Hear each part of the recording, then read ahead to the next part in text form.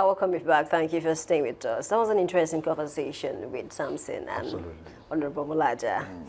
Okay, what we have for Trend Watch without wasting time is doctor spots kidnappers at hospital leads to their arrest. Dr. Babatunde and his brother Abutai, who were abducted from their Auchi home on January 2nd, 2026. And the kidnappers killed the brother, and the doctor was freed after his family paid the FT ransom. Police first arrested Samino Kauje in Warake Forest on February 3rd, then nabbed Idris Abubakar and Sanin Abubakar on February 8th at the specialist hospital when the doctor recognized them. Edo police confirmed the identifications and are working to dismantle the gang amid rising kidnappings in the area. What a turn of event. Imagine the same individual that kidnapped you, now brought the daughter to hospital and you expected to treat that person.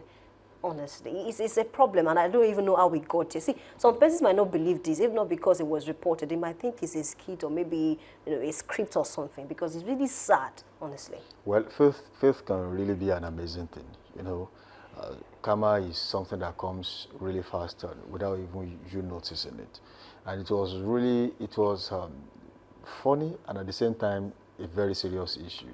No one would have thought that would happen. And in fact, I don't think when they kidnapped the doctors, they would have known that a day like this would come. They probably thought they were going to work free and then spend the money on their families.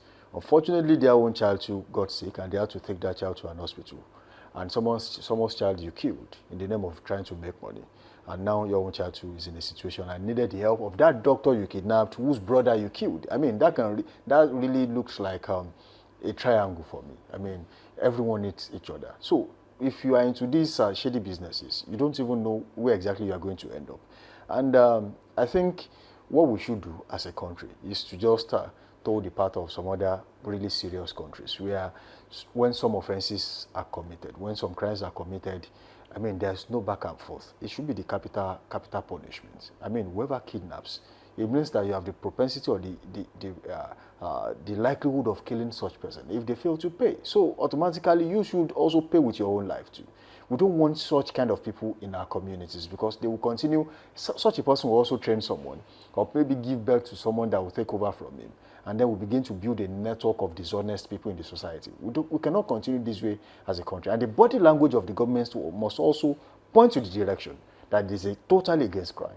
Honestly, and I'm looking at the audacity of those people because obviously for him to be able to recognize them, that means they didn't cover their faces. Absolutely. So they didn't cover their faces. He knew them. And then he knew them and was able to recognize them. They have the audacity to still go to hospital, knowing fully well that they're into that kind of business. And you don't cover your faces. It speaks to the fact that maybe they don't really care. Maybe. They don't care. So that's why some persons are now saying in the comment section that if at all, these people must follow this case to the letter to ensure that justice is served at the end of the day, because it's going to even mess with the head of the doctor.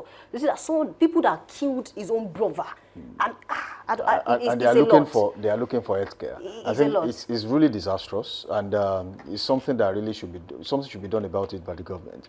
But then sometimes these things do happen, just for the right reasons, for the government to know that a lot still needs to be done. Yeah. But then let's take a look at the comments. Yeah. Adaize says he prepared a table before me in the presence of my enemies. Some people can be, they love parables when it comes to talking. And, just by what they wrote, you will know exactly what... And you have to restrain yourself not to laugh because of the seriousness of the matter, honestly.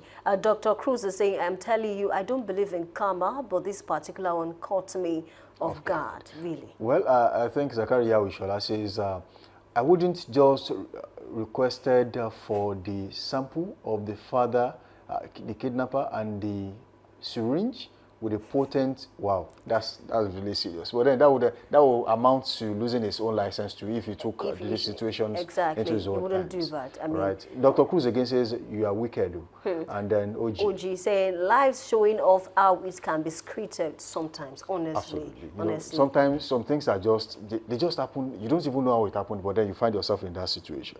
But we do hope that the government does the right thing. And the one thing I wanted to say just before we go is that they did not care. They were carefree because probably they thought they had some level of backing.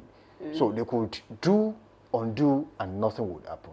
But then people who actually behave in such way should really be tamed in our society. Otherwise, we have a banana republic. It's really sad, because if care is not taken, just like one young guy that stole 2 bags of yam one time, and they were saying, okay, let's free him, and he has done something like that before.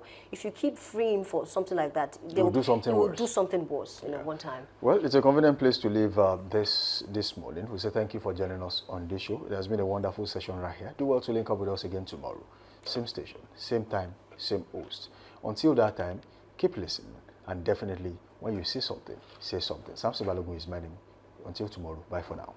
All right, thank you for being a part of the show. Expect more stories tomorrow, because the policy is eating up, and of course, more interesting stories will come up. My name is Oluwayemi Adelako. Please be safe. Bye for now.